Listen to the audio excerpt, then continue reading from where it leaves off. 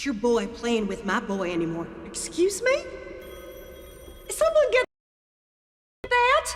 I just saw Sheldon on the news. He doesn't need to be filling Billy's head with crazy commie ideas.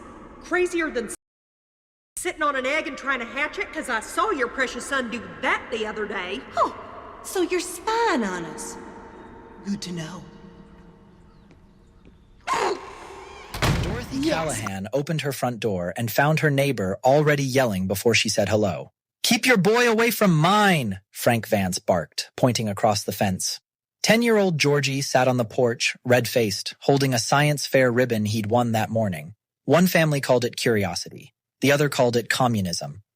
And somewhere between the two, a friendship and a whole neighborhood was about to fall apart over a homemade rocket, a library book, and a rumor that spread faster than either mother could stop it. Where are you watching from? Drop it below. It started 3 weeks earlier with a library book. Georgie Vance had checked out a title on rocket science, the kind with diagrams of Soviet satellites next to American ones. He wasn't picking a side. He just liked how things worked. He brought it to Tommy Callahan's house one Saturday, and the two boys spent the afternoon sketching fins and fuel tanks on the back of a cereal box. Neither boy thought twice about it. Tommy's mother, Dorothy, thought it was sweet. Two kids obsessed with the same impossible dream of building something that could fly.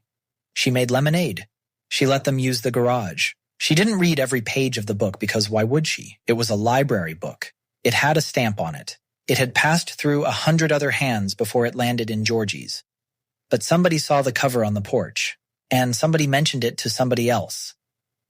By the time it reached Frank Vance's side of the street, the story had changed shape entirely. It wasn't a library book anymore. It was propaganda. The boys weren't building a toy rocket. They were being groomed, the rumor said, filled with ideas that didn't belong in a good American household. Frank didn't come over to ask questions. He came over with an answer already decided. He stood on Dorothy's porch with his arms crossed, listing every reason her family made him uneasy. The book, the science club Tommy had joined, even a comment Tommy made once about wanting to visit Berlin someday, just to see it. None of it was sinister. All of it sounded sinister the way Frank said it. Dorothy tried to explain. She held up actual context. The assignment sheet from Tommy's teacher, the flyer from the science club, the receipt from the library with the return date circled. Frank barely looked at any of it.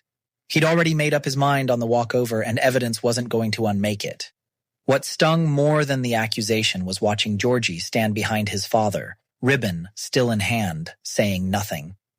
The boy who built rockets with Tommy every Saturday now looked at his own shoes. Dorothy realized this wasn't really about a library book at all. It was about fear finding somewhere to land, and her family had become the nearest target. She could have shouted back. Instead, she asked one quiet question. "Have you actually read the book, Frank?" He hadn't. Nobody had. The whole argument was built on a cover, a rumor, and a fear too big to fit inside one library book, but small enough to fit inside one angry man standing on a porch refusing to move. By Monday, the story wasn't just Frank's anymore. It belonged to the whole street.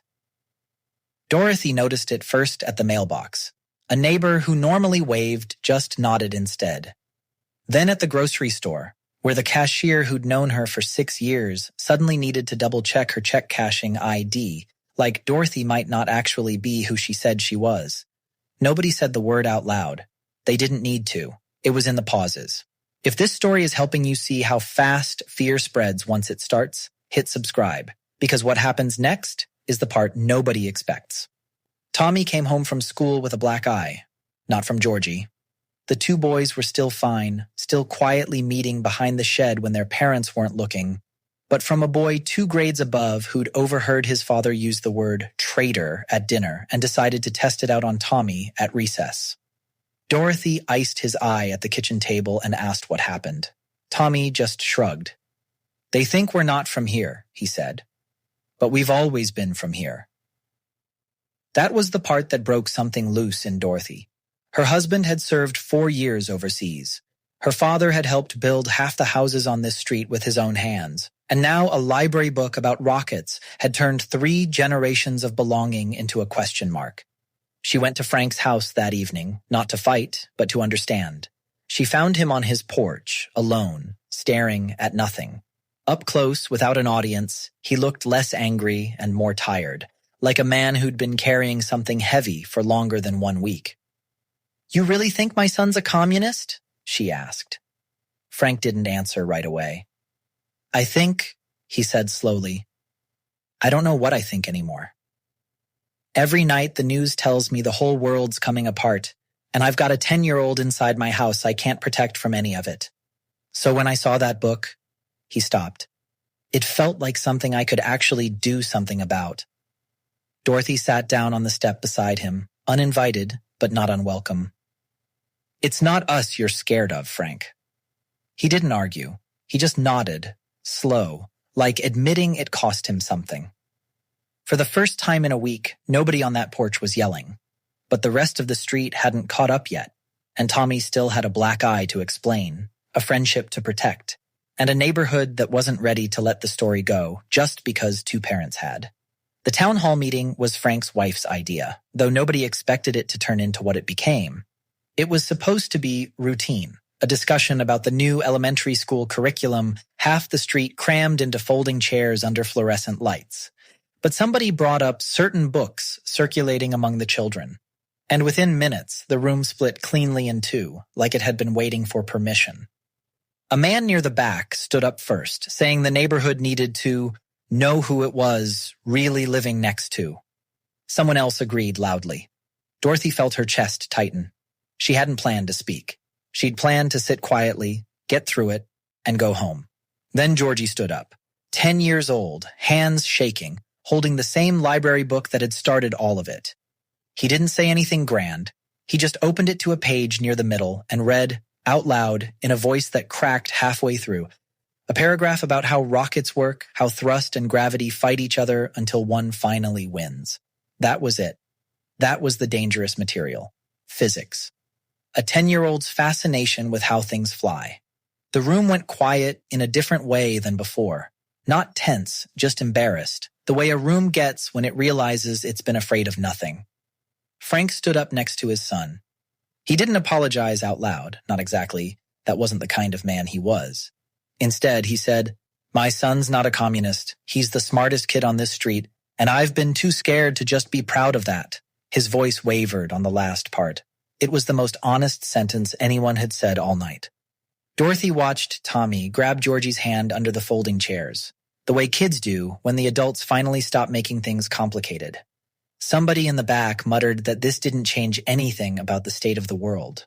Somebody else, an older woman near the front, said quietly that maybe the world didn't need to be so scary inside one small neighborhood at least. It wasn't a clean resolution. Not everyone in that room changed their mind that night. Some walked out just as suspicious as they walked in, but something had shifted. A crack of light in a wall that had felt solid a week earlier. For the first time since the library book showed up on that porch, the story wasn't about fear winning. It was about one scared kid standing up anyway, and one scared father choosing his son over his fear. That was the real turning point. Not an argument won, but a father finally seeing clearly what he'd been so afraid of losing. The neighborhood didn't change overnight. Some doors stayed a little more closed than before. Some neighbors still crossed the street out of habit rather than malice. But the 2 families at the center of it all found their way back to something simple. Georgie was back in the Callahan's garage the next Saturday, cereal box blueprints spread across the workbench like nothing had happened. Frank stood in the doorway for a long moment before stepping inside, not to check up on the boys, but to help. He picked up a scrap of cardboard and asked what it was for. Tommy explained the fin design. Frank nodded like he actually understood, even though he clearly didn't, and that was enough. Dorothy brought out lemonade, same as she always had. Frank took a glass this time. Neither of them mentioned the porch, or the town hall, or the word that had almost defined their families for good. Some things heal better without being spoken about directly. They just need enough ordinary Saturdays stacked on top of the bad one until the bad one stops being the loudest memory. Tommy's black eye faded within the week. The boy who'd given it to him never apologized, but he also never tried it again. Word travels fast in a small neighborhood, and this time it was the story of a father choosing his son over his fear, not the other way around. What stayed with Dorothy longest wasn't the accusation or even the meeting. It was the quiet realization that fear rarely announces itself honestly. It shows up wearing the mask of concern, of patriotism, of protecting your own. And it's only afterward, once the noise settles, that you can see what it really was.